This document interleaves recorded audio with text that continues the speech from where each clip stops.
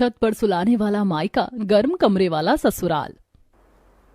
हल्की हल्की ठंडी हवा चल रही होती है। छत पर पुराने से बिस्तर पर गौरी सिकुड़ कर सो रही होती है। पतली सी चादर ओढ़ी होती है। ठंड से उसके दांत किटकिटा रहे होते हैं, लेकिन थकान इतनी कि उसकी नींद टूट नहीं पाती। नीचे कमरे में सौतेली माँ सुधा देवी बेचैन होकर करवटें बदल रही होती हैं। दिव्या, जाओ उस गौरी को उठा कर ला, छत पर पता नहीं किस कुंभकर्ण की नींद में सो रही है। अरे क्या दिक्कत है, रहने दो ना, उसे सोने दो और मुझे भी। तू उठेगी या मैं खींच कर ले जाऊं तुझे? जाओ ऊपर जाओ और हल्ला मचाकर इसे नीचे बुला। दिव्या गुस्से से उठकर जाती है। सीढ़ियों पर हवा लग रही होती है। दिव्या ठंडे पानी की बाल्टी लेकर जाती है। तेरी वजह से मुझे जल्दी उठना पड़ा, अब देख तू। दिव्या झुंझलाते हुए जाती है। दिव्या सुकड़ी सो रही होती है। हम काम करें मैडम, छत पर महारानी की तरह सोएंगी।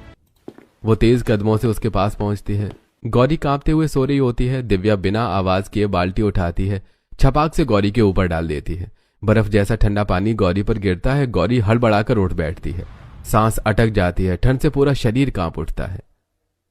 अरे दिव्या, ये क्या किया तुमने? इतनी मुश्किल से नींद आई थी और तुमने अरे हम तो समझे कि तुम छत पर कुंभकर्ण की नींद ले रही हो। माँ बुला रही है, नीचे चलो जल्दी, नाटक मत करो ज्यादा।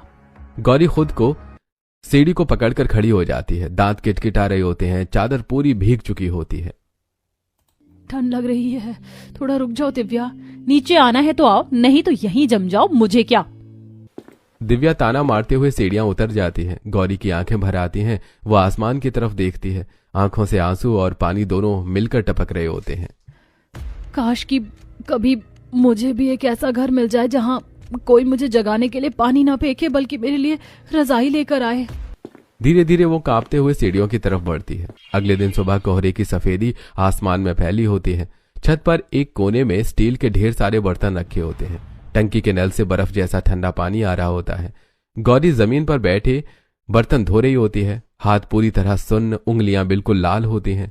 सांस से धुआं निकल रहा होता है, फिर भी वो बिना रुके काम करती जा रही है।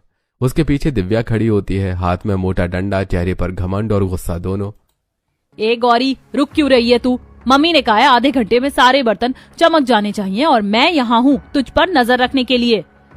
दिव्या, मेरे हाथ बहुत सुन्न हो गए, लाल पड़ गए, थोड़ा पोंछ लूं बस। नाटक मत कर, काम कर वरना और लगेगा, समझी? गौरी दर्द में हल्के से चीखती है। आंसू खुद ब खुद गिर जाते हैं। वो फिर से झुककर वहीं बर्तन ठंडे पानी से घुसा देती है। किस जन्म का बदला चुका रही हूँ भगवान, थोड़ी सी गर्माहट भी नसीब नहीं। दिव्या वहीं खड़ी रहती है, डंडा कंधे पर रखकर। अगले दिन रात को चारों तरफ बहुत ठंड